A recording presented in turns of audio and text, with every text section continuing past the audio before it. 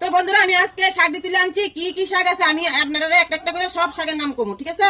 তো দেখতে থাকেন বন্ধুরা। এই শাকটির নাম হইলো কান্দিল, আর এই শাকটির নাম হইলো হাইসা শাক, আর এই শাকটির নাম হইলো খুদুরা শাক, আর এটি হইলো কেউইত্তা শাক, আর এই শাকটির নাম হইলো গাবরা শাক, আর এই যে দেখতেছেন এটি হইলো লুন্তি শাক, আর এখানে আছে এই যে আছে কুমড়া পাতার শাক, আর এখানে আছে পুঁশাকের পাতার শাক, আর এখানে আছে জিনজিনি পাতার শাক, আর এখানে আছে লাউ পাতার শাক, আর এখানে আছে গাবরা শাক।